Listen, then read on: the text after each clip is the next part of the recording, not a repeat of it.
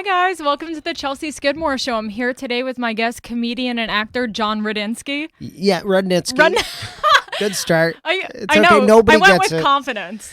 It's all good. It's all good. Maybe I'm too nice about it. It's not Rudnitsky? Rudnitsky. Yeah, does everyone know that? R-U-D. No, nobody knows that. Not even my dad. No, everyone seems to fuck up my name. Yeah. What is that, Polish? Rudnitsky is Russian and Polish. Yeah. Yeah. Yeah. SKY is Russian. SKI is Polish. Yeah. It's just Jew. Good to know. Yeah. Just a smattering of Jew. Yeah. Fuck. Which is the name of my podcast that I haven't started yet. Smattering of Jew. So yeah, when you're getting called up and to stage when you're doing stand up, I mean, everyone just butchers it every time. They butcher it, and then or they're really focused on it, and then they get my first name wrong. They're like Josh Rudnitsky. I'm like, so close. Yeah. So I was just talking to Nicole, Amy Schreiber. Love. And I was telling her you were coming on, and she was like, "Oh my God, you have to see his and we couldn't pronounce valedictorian. So speaking of things you can't pronounce, yeah. Rudnitsky, the valedictorian. Valedictorian. Well, I wasn't actually the valedictorian. I just was the class speaker at my college. Yeah. Because then she sent me the video, and we were like talking about how we. So nice. You watched my graduation speech? I watched like a couple minutes of it. I didn't watch the whole thing, to be honest. Yeah, that's all right. But it was fun. It was very fun and funny. This was a couple of weeks ago. Yeah. We were together. And then, but yeah, we were like laughing about how we could not pronounce the word You still can't? Valedictorian. Valedictorian. It's valedictorian. So you were not. You're saying valley and then dick. Valedictorian. Valedictorian, yeah. So you were not the valedictorian. You were the class speaker. Just the class speaker, yeah. At your college. Yeah. Graduation. Yeah. I love that she still loves that speech. That's has she talked to you about it? By my mom, I think. It gets brought up periodically. You know, I actually signed with my manager because of that, because she was in the audience. Really? Yeah. So it was basically it was for the theater school at USC, and basically the theme of the speech was that we're all fucked because we chose to major in theater, and this was a big mistake. And then we're all screwed. And then this woman in the audience was like, "Here's my card," and it's kind of funny because I wasn't screwed because it actually helped me. That's awesome. Yeah. Are you still with her today? I am. Well, actually, wow. Yeah. I mean, she's technically my manager. She's a partner at a big management company, but her assistant. So I ended up dealing with, and now he's a manager. So I mostly deal with him. I rarely talk to her, but she's awesome, and I'm grateful to her for signing me and all that. And I noticed you're roasting a lot of the teachers, tearing them apart a little bit. Yeah. Were you nervous to do that, or were you like, who gives a fuck? I was way too excited to want to speak at the graduation. Okay. You know, I'm just a ham and always wanted attention. Like, I wanted to speak at my 8th grade graduation, and I was rejected. I wanted to speak at my high school graduation. I was also rejected. And so... Were you any superlatives in high school? Yes. I was a couple. Most likely to be a reality TV star. Most likely to brighten your day. Wow. Which I thought was really nice. There was a third one, but I can't remember. Oh, class comedian. Mm-hmm. They called it class clown, but I found that offensive. So I'm not clown. Because you hate clowns? No, I have nothing against clowns, but class clown implies like you pick on the teacher. The class clowns were always the biggest dicks. Yeah. You know, but class comedian, you know, I feel like there was I was putting some thought. There were premises to my my bits in class, you know, and it was never at anybody's expense. I wasn't a dick in high school. I was like, I was a funny guy, but I was also a nice guy. Brightening the day. I was brightening the day. That's why I got the brightening the day as well. So where'd you grow up? New Jersey, okay. North Jersey, right, Bergen County, just outside of Manhattan. Mm-hmm. Yeah. And where are you from? I'm from New York. I grew up in Westchester. That's like New Jersey. No, it's not. Unfortunately, it is. No, it's why? Because it's outside the city? I grew up in a Westchester. I know Westchester. You grew up in a Westchester. A version of Westchester in New Jersey. Okay. The same distance from Manhattan as you. Isn't that funny? Everyone always wants to tell people how far away from Manhattan they were. Yeah, but this is what. But Bergen County, 20 minutes I'm outside 6 Manhattan. minutes from the state line, Yeah, and see? I say to you, it's New Jersey, and you go, no, it's not. No, it's not. But you know, somebody in the Bronx thinks of you as New Jersey just as much, right? Yeah. Did you find that everyone that you knew was always telling, like, yeah, it's just 25 minutes right outside Manhattan? Yeah, it is funny how that works. Yeah, Right by the Hoboken. Yeah, it's like in LA right when by you're the like tunnel. it's 20 minutes without traffic, but there's it's always 45. traffic. Yeah, so basically you have to go at 2 a.m. and then Thousand Oaks is LA. But otherwise, you're not living in LA. That's pretty much what it was. But it was great because it was like a small, Pleasantville type of town. You know, like you hear the train going through at night, and you rode your bike everywhere, and everybody left their doors unlocked. It was like kind of this idyllic suburbia, and then 25 minutes down the road you're in New York. Keg parties in the woods.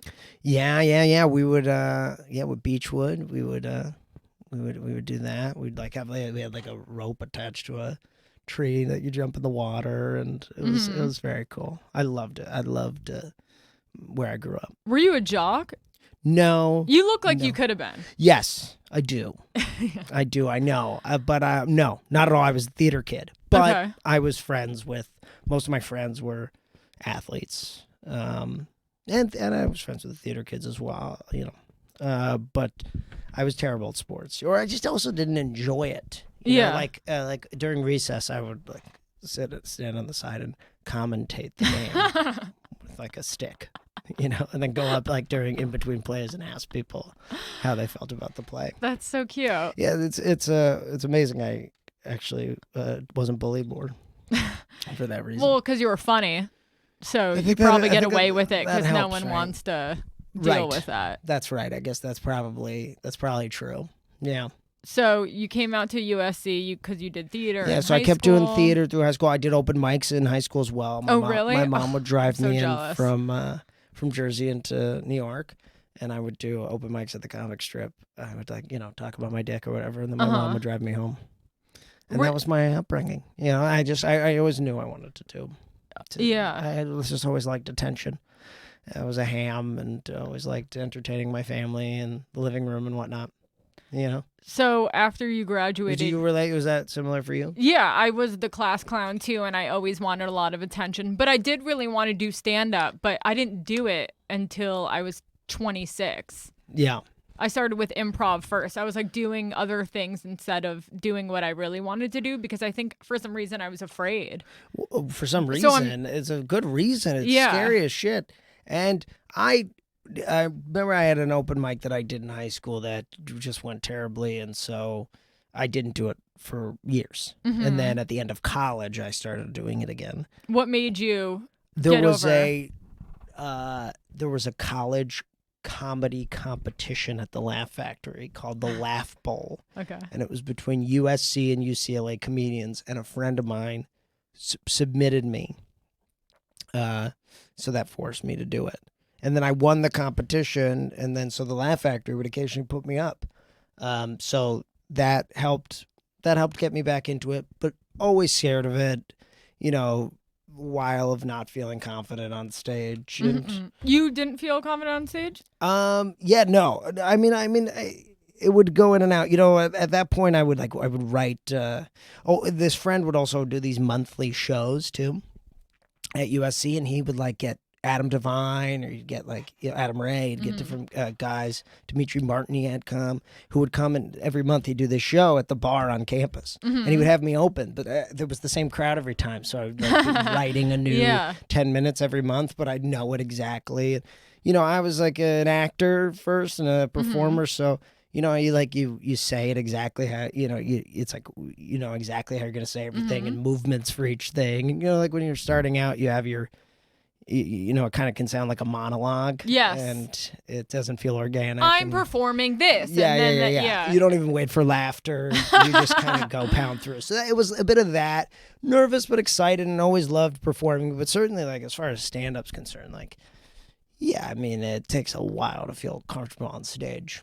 And I still definitely have my nights where I'm like, oh man, did I forget how to do this, or what's going on here? Yeah, I totally can relate to that. But it's weird. It's like the littlest thing sometimes will just bring me out of my body. But most of the time I'd say, I feel pretty good. I've only been doing stand-up for 6 years, but it's like every year you get like immensely better and grow so much. And they're just those nights too. Like so much can happen at a show. That's why like getting up all the time is so important, because you're like, I learned something from that show. Like, you always have something to gain. You're like, oh, now I know what to do if I ever get in that moment, in that kind of, situation again. Yeah. Do you did you always actively do stand-up straight through, or did you take a break?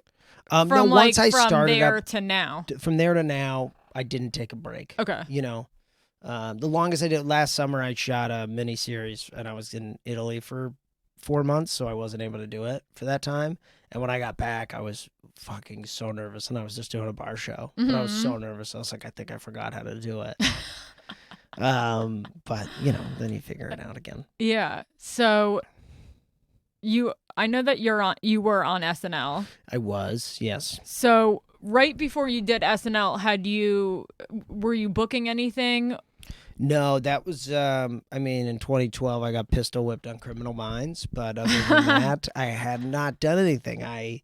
It was a crazy thing where it all kind of happened very quickly. Really? I was only maybe 2 years into doing stand-up. Really? How old were you? 25. Wow. You were 25 when you... I was 25, yeah. Oh my God. 25. Maybe I was 3 years into doing it, but okay. Yeah. It was crazy. And you were doing groundlings before? Did you go through the system, or? Actually, I was like, I was going through the system, but then when I got the call, there's like these wait lists. And I had taken like the writing lab, and then there was this wait list. It took like 2.5, maybe 3 years. I get the call from groundlings that I got past it, or that it's time for the next level. And it was like the same week I had gotten the call for SNL. So that you got it? Yes. Oh my God, that's so crazy. So I didn't go to groundlings. So you got groundlings. So did you send in a tape or fly there? I flew there. Before the tape? For SNL, it was. So basically, I had an audition for Just for Laughs. Okay. And then I got a call back for JFL for New Faces. And, I was early into stand-up, so I figured I probably won't, I probably won't get it. Yeah. Like I was on the road, I was opening for Santino and Steve Byrne and guys like that. And I knew, like, Santino hadn't done JFL, I don't know if that long before. And I just figured, like, I'm not there. I know I'm not there. But I had come up with this Dirty Dancing bit in between my audition and callback that I did it. Like, this is what I'm talking about. Like, I had a show at like a black box theater. There were like 8 people there. And I was like, I'm not going to do my jokes. But I had like come up with this dumb thing where I came out to the Time of Your Life song with like an imaginary Jennifer Grey. Like, I mime her. And I do all the whole dance up into the lift, and then I drop her, but she's a goner, and then I have to like bring her back, and then I have to get rid of the body, and then it goes on and on. So it's like a performance piece rather than stand-up. This is for JFL you're talking about. Well, yeah, so I did this at like a small show. Yeah. Like just an independent stand-up show. Right. And where was it? Like the Pack Theater? In Atwater Village. It was like a buddy of mine I went to theater school with would do the show. Like, people would come up and do a monologue. Like, this was not a proper even stand-up show. Yeah. But I was like, I should do something interesting here. And then I was like, oh, this is more interesting than what I already do, the jokes I tell. Here I am pretending to be my idea of a stand-up comedian, and maybe my version of stand-up is, this, and that's unique to me. Because was that your first experience going outside of just doing jokes and doing something? Wow. Yeah. So then, and like as a kid, like my first memories of performing were like dancing. Like, I was obsessed with Will Smith, and I would like dance like a different Will Smith song every year at the talent show. And Men in Black, I was obsessed with Men in Black. But anyway, so I do this dance, and then I go, I'm going to perfect this dance for the callback. So they're gonna expect me to do the jokes I did for the initial audition, but then I'm gonna come out there and do this weird mime act for 4 minutes, not say a word, and I'm not gonna get it, but they'll remember me. Was the idea. I like that. Yeah. Yeah. So it was a big learning lesson for me, a big learning moment, because I also had such confidence with it. I just knew. I think it was something in my gut. I remember telling Nicole, actually, Nicole Amy about it, but I was like, I couldn't sleep. I was like, this is something. I don't know, but this is something special. And then I go out there, I do it, and they invite me to JFL. What? Yeah. Really? Yeah. Oh, my God. And I close out the New Faces showcase with this dance, and SNL's there, and they invite me to showcase in LA. So I throw together an audition. Yeah, putting together impressions and characters and stuff. So is this stuff that you had worked on maybe in Groundlings that you got like inspiration for? Not even in Groundlings. Were you doing impressions? It was like stuff from my life. I didn't do impressions on stage in my stand-up. I literally threw together an audition like based off my life, because that's what worked with Dirty Dancing. Dirty Dancing was just like kind of a dumb version of something I would do in front of my friends. Like, I just started thinking of what made my friends laugh. I'm like, well, you know, I do this slow motion, like, walk away thing really well. So then, like, at the end of my audition, I decided I was going to do, like, a best of my audition, like a highlight, like a look back at everything. And then I walked off stage to Sarah McLachlan's I Will Remember You. And that's how, like, I closed out my audition. But then I was, like, just piecing. I was, like, kind of dusting everything together and finding my 5-6 minutes. And so from that, they invited me to screen test in New York. So when you find out that you're going to New York, are you fucking nervous? I'm freaking. Are you dying? Yeah. I'm dying. I'm losing it. But I'm also like, let's fucking go. Yeah. Let's go. Okay. So that's over. But it's also like, oh my God, like, 6 weeks prior, it's not even within the realm of possibility. I got the call for JFL. I was working a photo booth at a kid's bar mitzvah, like, it's crazy to me. But I'm still like, I got this. I got, this opportunity is like, does not happen again.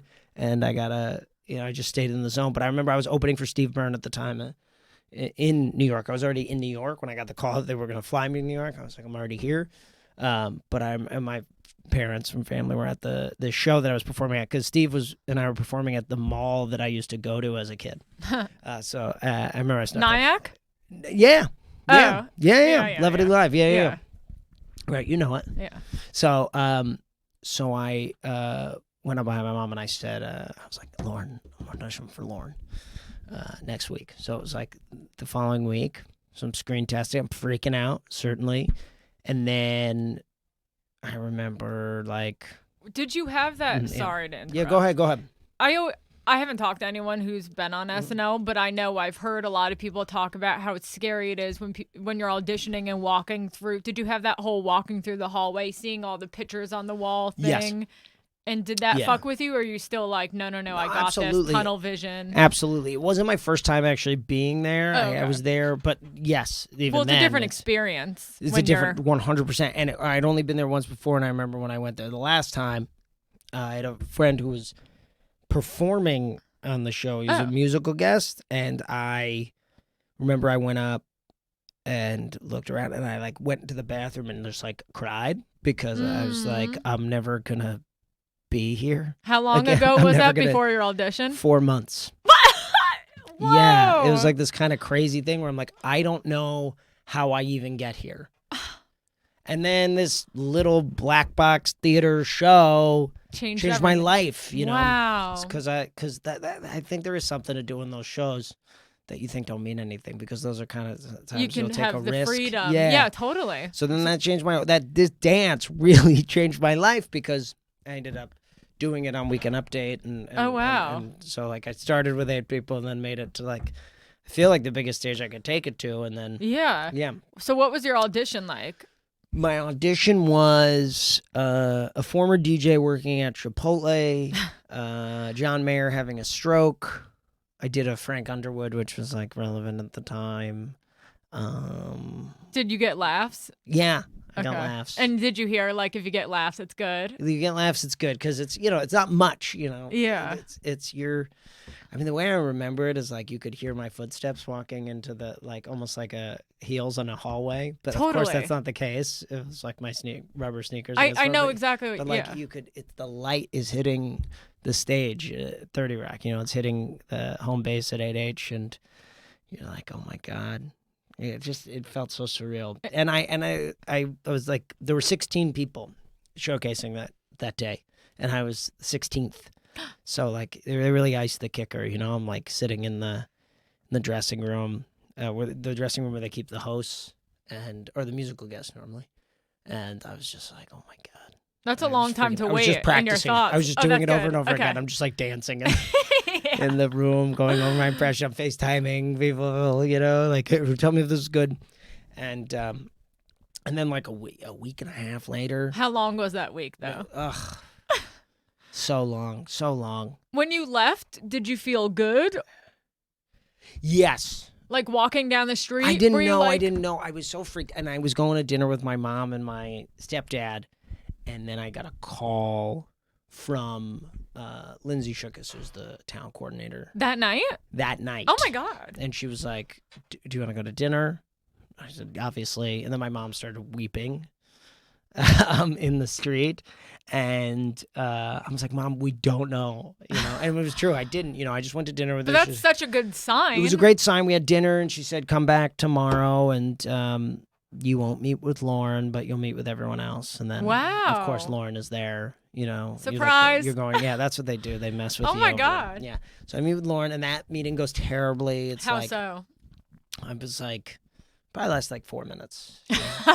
And I said, I think I opened with like, love what you've done with the place or something. Like, you've done a pretty good stand-up job here with the show, huh?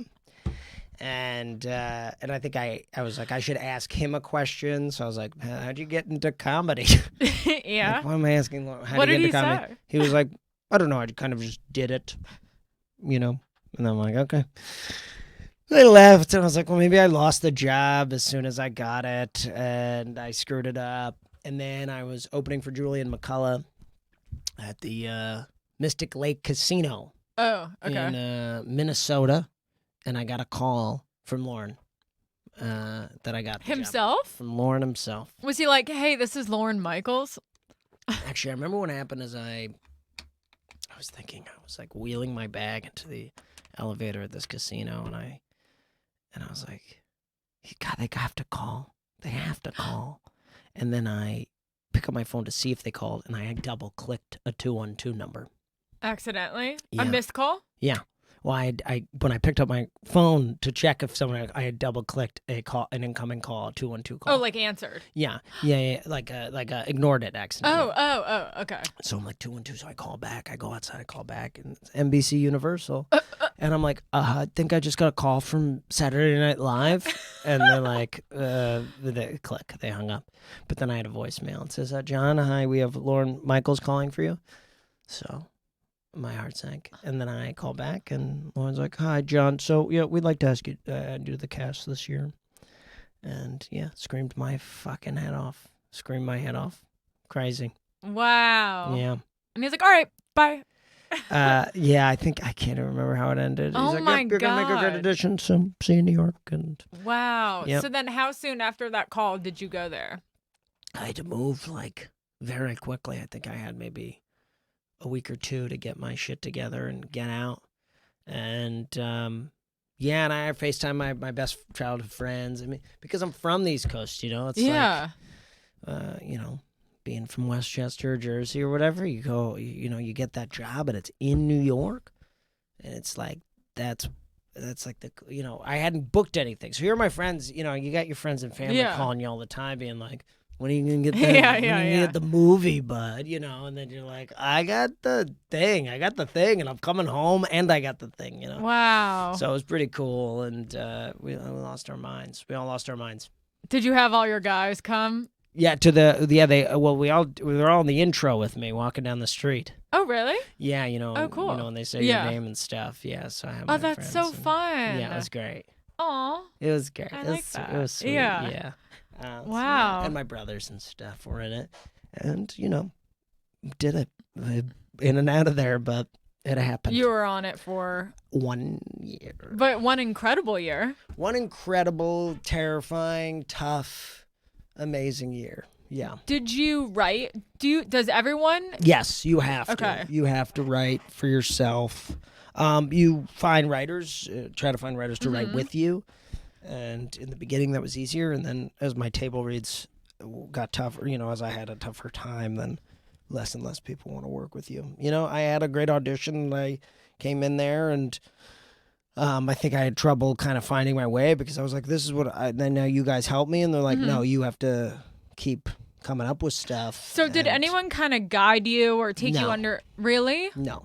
The only thing I can relate to that is when I worked at a real estate company. Okay. And I was in the city and I was working for this really good high-end company, but I didn't have any leads and I didn't know anyone. Yeah. And I was like, is someone going to help me? And they're like, no. And I didn't sell anything for 6 months. And I'm like, I'm in New York City and I can't rent a single person an apartment. And I felt like no one would help me. And it's crazy. So was and that you took how the it test felt? and everything. You got it's just like that. It's real estate. Being in real estate. I mean, it is. It's true. Yeah. It's relative, right? But you're like, I thought someone might explain to me. Yeah, because I did all the other stuff. So I got the everyone was job, right? Yeah. And in any other job in entertainment, if you get hired as an actor, you're not expected to write. Mm-hmm. But I was. I was. You're expected to come up with your. And I didn't know how I fit into the show, and they don't tell you that. You have to tell them that. And I didn't, here I had come up with this bit. I had a bit, and I had these other things. I had stuff, impressions and things, but it wasn't coming in with a wealth of impressions and characters. So here I am trying to figure out sketch ideas, and the funniest thing I've ever come up with on a Tuesday at 6 a.m., hours before a table read in front of the entire cast and whatever movie star's hosting that week. And you have to read it in front of them. Yeah. That's if it makes it to table. But if it does make it to table, then you're just shaking. You're just fucking losing it unless you feel confident with it, which, it was just tough. It was hard. And so I would walk home some nights and be like, God damn it. I'm losing this thing. I'm fucking it up. So it's it's wild. I mean, it sounds like so much pressure. I've heard Bill Hader talk about how he had such a hard time on the show. Yeah. And how much anxiety he had. Yeah. Yeah. I mean, it's very real. I mean, it's the high. It feels like, comedy at the, with the most pressure on it. What you is got a gun to your head. What is the week like leading up to Saturday? How does it work? Yeah, Monday is pitch, Tuesday is writing night, Wednesday is table read, Thursday and Friday are rehearsal, and Friday night and evening are pre-tapes stuff, and then Saturday is run through, dress rehearsal, show. Damn. After party, after party, 8 a.m. Sunday, back on Monday. Oh my God. Yeah. Home at 8 a.m. on Sunday, if you're me. That's a lot. That's a lot. Yeah. Were there any hosts that you got to work with that was super exciting? Yeah, Larry David was I loved working with Larry David. He was awesome. Loved him. And then, Amy Poehler, Tina Fey, pretty cool. Fred Armisen, awesome. Miley was really awesome. That was my first week, and I had a good week that week. She licked my face on national television, so that was pretty cool. Amazing. Chris Hemsworth, I had a good week with him. Yeah, Drake came by. I mean, I didn't have a good week that week, but I was got to be around Drake and watch how he lives. He's like, you guys want food? And then he just Bobby Flay's there making food for you. And then he's just always had a plate of lobster ravioli. I'm like, who is this guy? And then he was like, let's have a... Oh, and then he threw his own party at Dave and Buster's, called it Drake and Buster's. I called it Drake and Buster's.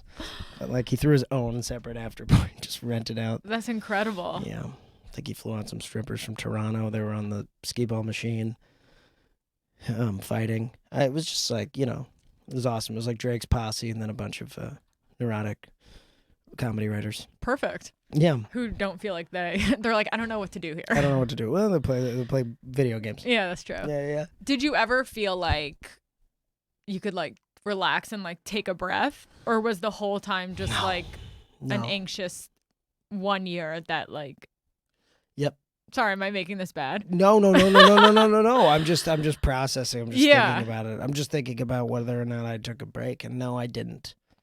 I didn't. No vacation. Because I did have a vacation, but it was like I knew that in a week I needed an idea for Brie Larson or whatever, and I couldn't enjoy myself because I didn't feel ready or equipped. I was just fucking so scared. So like those hiatuses, and then I used those hiatuses to get fucked up a lot. I was like drinking and doing drugs and stuff and partying with my friends because I was also 25 and living in New York and of course money and needed to like blow off steam, but also like celebrating too because like how cool, and if this is gonna end, let's like fucking do it in fashion, crash and burn here. When you got it, did all these people start messaging you and they're like, hey, like, how are you? And you're like, yeah. So many people come out of the woodwork. Isn't that so funny? Yeah. Oh, yeah. So many people, random people from high school. I remember my middle school teacher, my second grade teacher.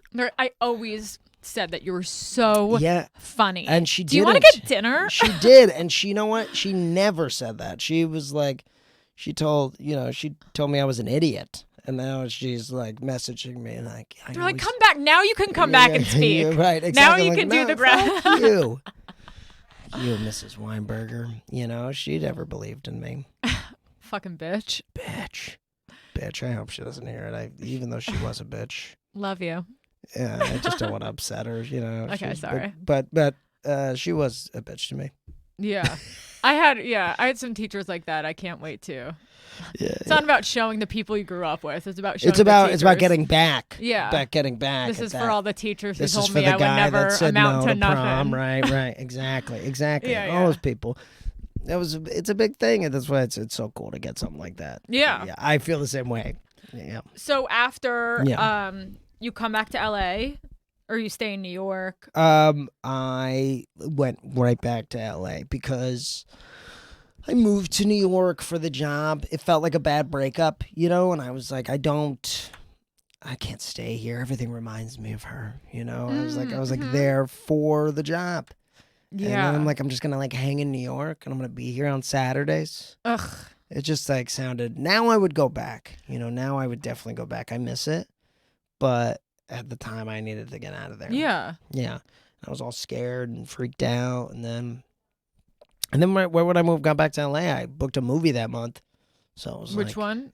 This is Home Again with Reese Witherspoon. So I saw that movie. Yeah.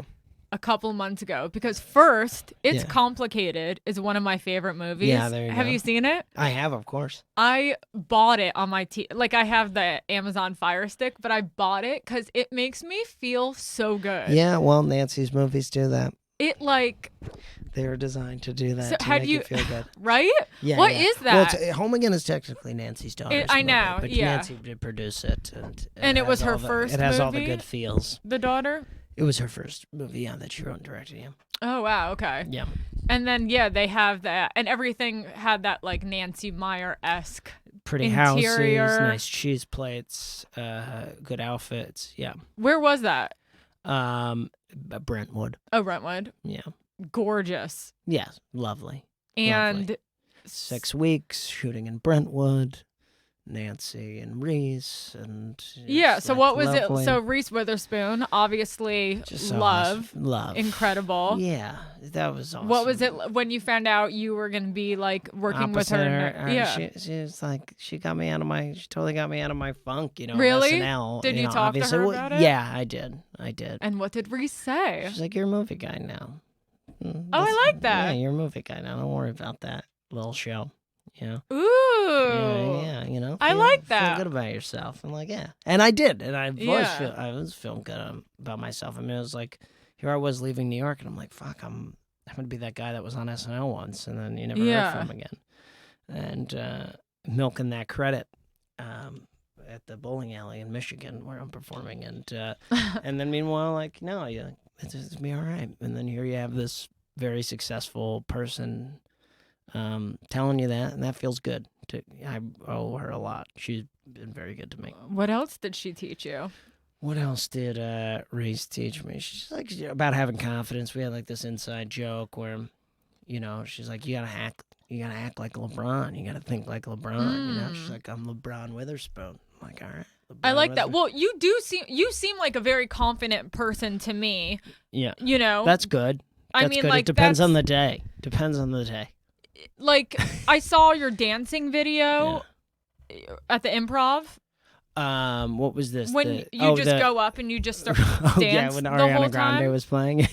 I don't remember what the song was, but it's like that to me is a very confident guy. So do you kind of subscribe by the fake it till you make it with confidence thing, or is it just like a day-to-day thing? Because to me, if I did not know you, I would think that you were like the most confident guy ever. Yeah, well, I think it's both extremes. I think, tell me if you agree, but I feel like people who do what we do both think they're amazing and a fraud at the same time. Yeah, like imposter syndrome. Yeah, imposter syndrome. But like, I also think I'm great, but I also think I'm gonna get found out, and so it's a little bit of both, Like, so what do you do to work on that? What kind of like inner? Fuck.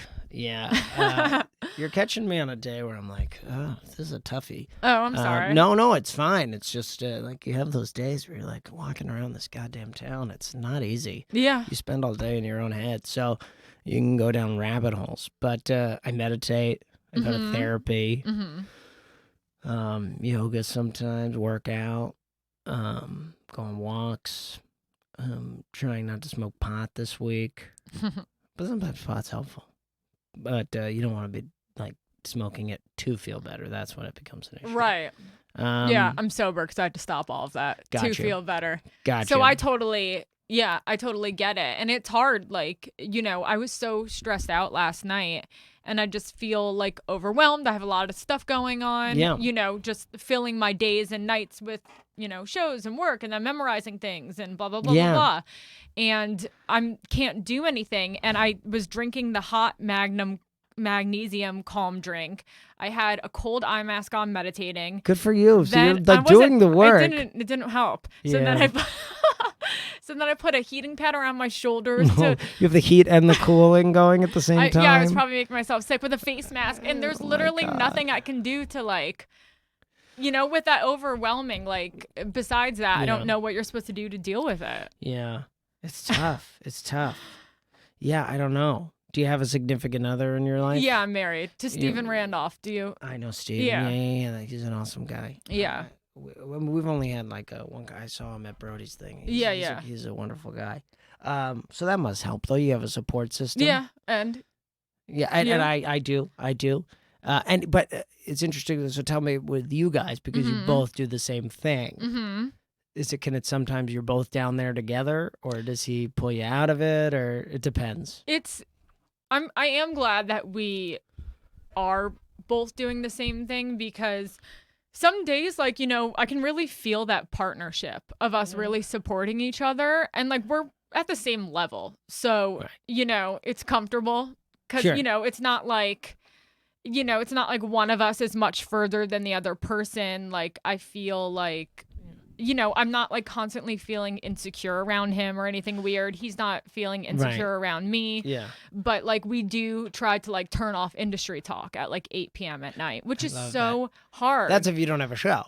Yeah, but 8 like 8 p.m. could kind of also be. But we could talk about anything. Yeah. Even just including like, but it's also hard because all of our friends are comics. So it's like, what, you know what I mean? So we just try to do little things like that and just try to like focus on each other and our relationship and connecting. But then it's like, That's what nice. the fuck are we talking about? What are we going to talk There's about? nothing to talk about. There's nothing to talk about. Yeah. Is your She's not. Okay. She's not. And well, that's nice. Yeah, that is nice.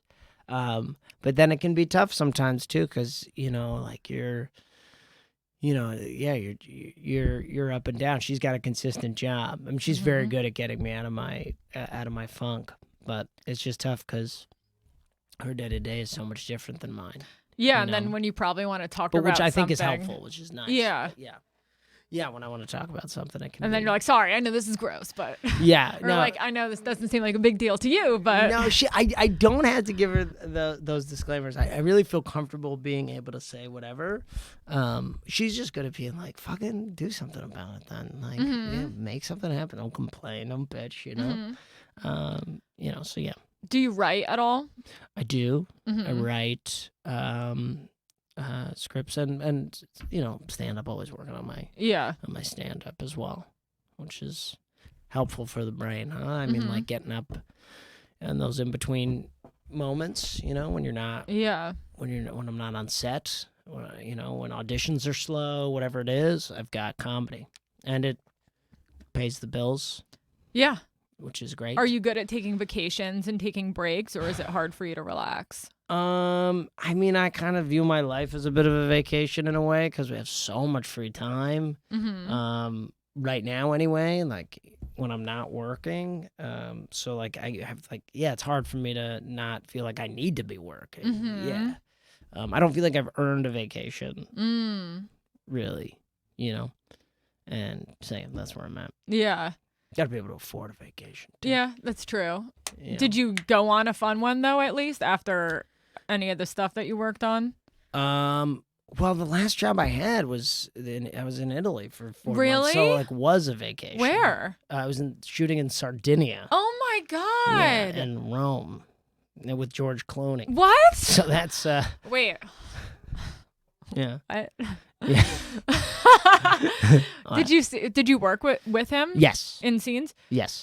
Was he like really gorgeous in person? He's stunning. I heard that who was it? My friend was Nicole was just telling me that she was talking to him at a party, and he does this thing where he acts like you're the only person in the room, and then she's like, I think he wants to fuck me, and then she looked over and noticed he was doing it to someone else, and she was like, fuck. Yeah, that's kind of how it is. That's kind of how he is. Did you have that enchanting moment with him? Yeah, like every day, you had a moment with Clooney, and he's talking to you, and he's like, when it was me and Brad on Ocean's 12 or whatever, and you're like, oh wow, that was a cool story. I can't believe he just told me that. And then he's over there with someone else. He's like, when it was me and Brad on Ocean's 12, I'm like, oh motherfucker, you just told me that story. Did you really hear him telling that? Nah, I mean, but like it would be like, yeah. I mean, he definitely has like stories he tells. He's such a good storyteller. Yeah. He's such a good storyteller. Wow. Yeah, and he knows he's got punchlines down. He's funny. He's charming. I mean, I think his teeth literally do that.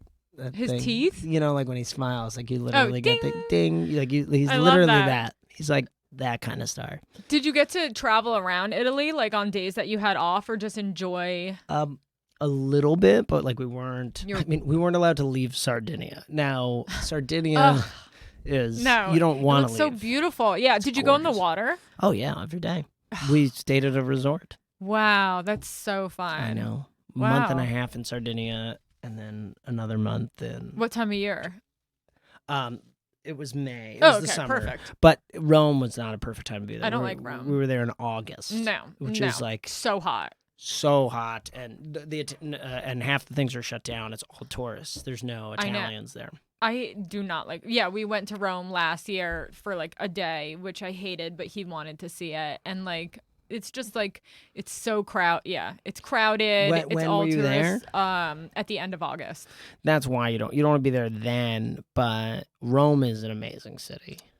I don't know. I didn't like it. You didn't. I love Tuscany. Tuscany is so beautiful. Yeah. We Positano. went to Positano. Went to Florence for a day, but mostly we just stayed. Yeah, Sardinia was unbelievable though. That was like, oh man, I get depressed just thinking about it because like it doesn't get much better than that month and a half in Sardinia with the great guys. Like I got really close with the cast. And George was awesome. Kyle Chandler. Do you know Kyle Chandler? He's Coach Taylor on Friday Night Lights. He's in it, but he was awesome. We'd be like on a boat when we weren't working and just hanging, swimming in this warm water, like clear water, and oh my god, that's incredible, unbelievable.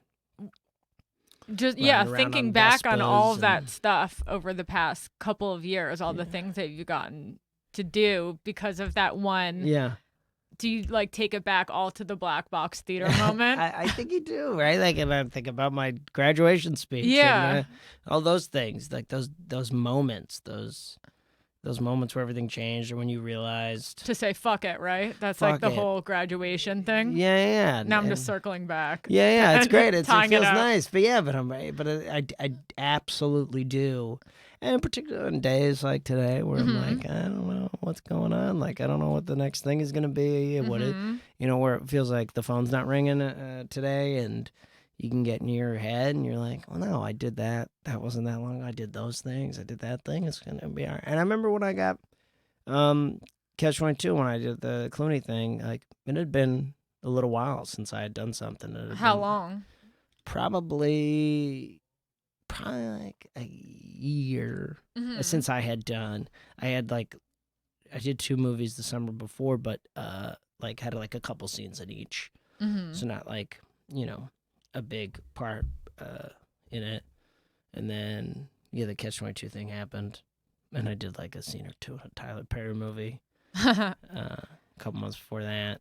But then, like, I gotta remind myself that 5 years ago I had never done anything. Yeah, that's amazing. And I was waiting online at the potluck. Wow. So yeah. I gotta remind myself about that. I love too. it. Yeah. What's like the dream job? If any of those weren't the dream job. Yeah, I mean, I've done I'm the just dream circling job. back I mean, now. I guess if like that, right? a job like that was not a miniseries but an ongoing series, I'd love to just every year shoot another season of a show like that, like a great show on any of these cool streaming platforms, like to be on Hulu or Netflix. I'm like a good show, goes for a while. I'm proud of it. And then like do movies when we're not shooting, do shows on the weekends, do the road a bit. What do you like Get better? big enough that your people coming to your shows are fans of yours. Yeah.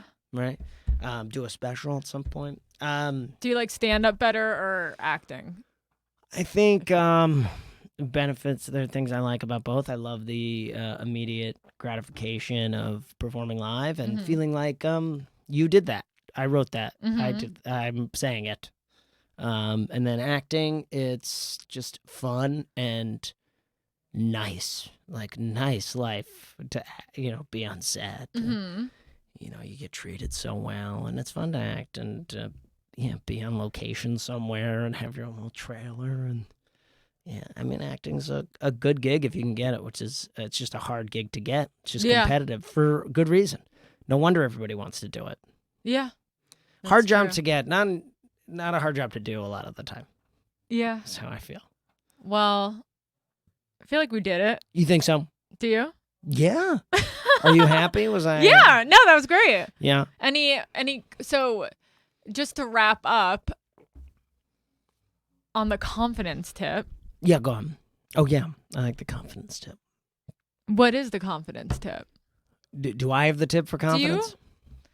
What did you take from all of that? Do you think it comes with experience? Do you think it comes from just like inner work? Fake it till you make it? Like, yeah, I think sometimes I really genuinely feel confident and sometimes I don't. And either way, I don't know, sometimes I have problems pretending though. And that was a downfall, one of the downfalls for me at SNL, because you're not supposed to like show. And did you have like... Yeah, and I couldn't help it. I mean, I would cry behind closed doors, but I was still like... I'm sure everyone there is, though. I mean, how could you not? Or at least in the beginning. Everyone's dealing with their own version of it, and it's like you don't feel comfortable really saying anything to anybody because it's a very political environment there. So... You don't know who you could trust. You don't know who you could trust, and you're like, oh, the second they smell it on you, they're like, this guy's not going to make it here. Oh my God. And I feel like there's a bit of that. And then, what was I going to say? But, and then you realize, like I would go to somebody, I could go to somebody and could go to like Bobby Moynihan and be like, I'm fucking freaking out, man. And be like, yeah, man, I'm 9 years in. My sketch got cut this week, so I can't complain. right? Like, Yeah. I'm not like, I don't feel comfortable necessarily complaining. Yeah, it's because- like, welcome to the fucking club, kid. And you're like, Yeah. right. right, yeah. Sorry. Yeah. You know your place. But Bobby was always so nice. But Yeah. my point is, like, everyone's dealing with their own version of it. And then you look at guys like Pete Davidson or Leslie Jones, and it's like, that's all the confidence. That's like blind confidence. It's like, fucking put my sketch on. Yeah. I don't give a shit. Put my fucking sketch on. I'm like, I'm not gonna talk to Lauren like that. But that's the kind of thing that. But I can't fake When that. people I say can't, that, I when can't people fake feel that. like, put my I'm fucking sure sketch Leslie on. would like fucking bust down a door and be like, put my fucking sketch on. I can see that. And good. She's like, I'm fucking 47. Like, I've been doing this long enough. Fucking, you know. And Pete's like, I'm 24. Treat me for fucking, you know. But he's like, but that's his confidence is why he's doing as well as he is, you know, and his talent obviously as well. But like, I'm just saying, like, I couldn't be like that. I was nervous. I didn't want to look Lauren in the eye. I was like, you know, I was scared. So I don't blame you. Sometimes I am that guy you're talking about, Yeah. and sometimes I'm not, and I'm working on it, you know. But like, it all depends. In a room with Reese, I was good. In a room with George, I was less good. Dude, that's all you need. You know, but I was less good. And in the room with Lauren, I was bad. And at the Improv last night, I was good. But at the Comedy Store, I wasn't. And it's like, fucking. Every day is different. Every day is different, man. Every day is different. That's like, you know, with stand-up, like, you'll bomb in one night with the same set, and you'll kill with the next night with the same set. And it's like, every day is just different. Yeah, I deserve a TV show, and I should move home and live with my mom, as can be thought in the same minute. So, I don't know. I don't have the confidence other than you just gotta, just trying to stay positive, keep meditating, keep putting the magnesium stuff on your eyes. I drank it. I had the cold pack. Oh, cold pack on the eyes. Magnesium on the eyes would be weird, but whatever. I can't remember all the things. So I'm gonna try those things too. But yeah, it's tough. It's tough in LA. Yeah, it's tough in LA because you're like constantly. I don't think it's healthy to like only think about the industry. I know, and it's just around all day. It's so gross. On my walk from my apartment to the store, it's like on the.